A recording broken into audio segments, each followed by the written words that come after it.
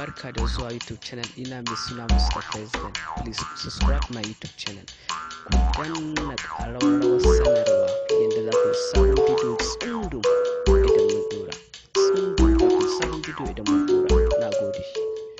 Yan uwa na al'umma jihar Zamfara maza da mata, assalamu alaikum wa rahmatullahi ta'ala wa barakatuhu. Da sunan Allah mai rahama mai jin kai, kamar yadda kuka sani yau wata dama ce da Allah ya bamu wadda mun sha gwagwarmaya.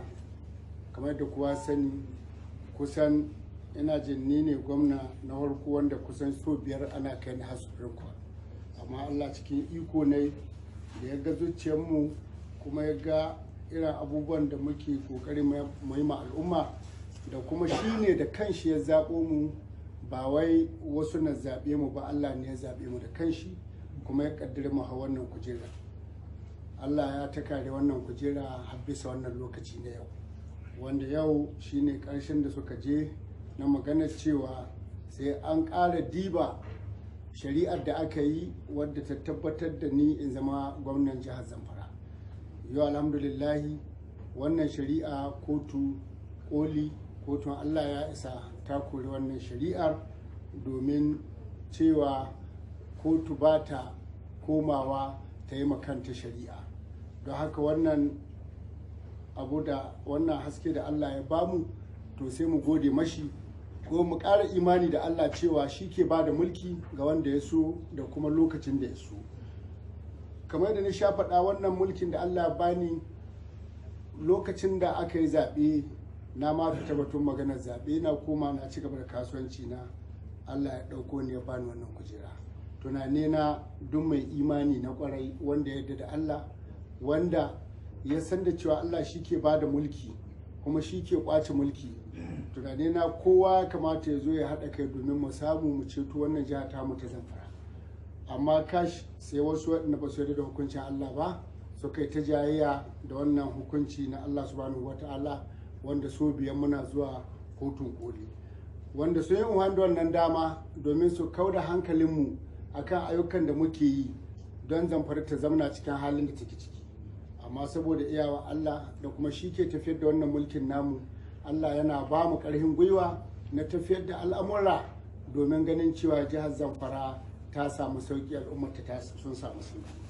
Saboda haka yau Allah ya tabbatar da wannan, ya nuna shi ne mai badawa kuma shi ne mai karbewa.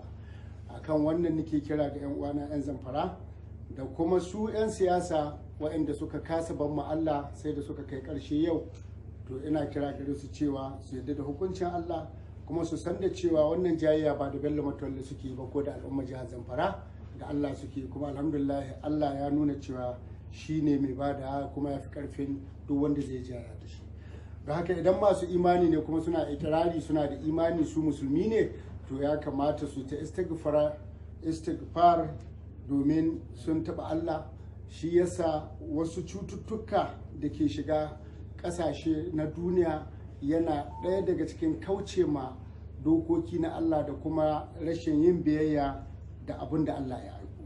Don haka ina kira gare su da cewa su dawo su tuban ma Allah, su gaba da istighfar domin su samu yafiya ta Allah Ubangiji wata'ala.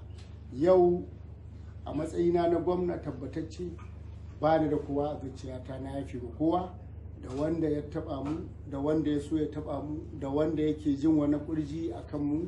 To ni yau Allah ya yi man komi, domin Allah ya tsare ni ba tare da na biɗa taimakon kowane ɗan adam ba.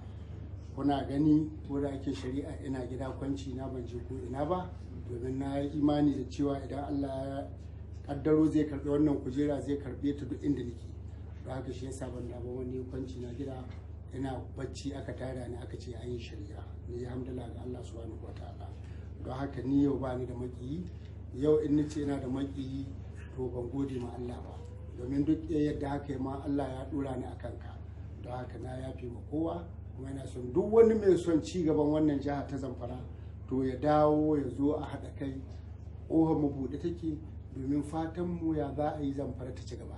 Buƙatar wannan gwamnati ita ce Zamfara tafi kowace jiha a Najeriya samun wadata, samun kwanciyar hankali.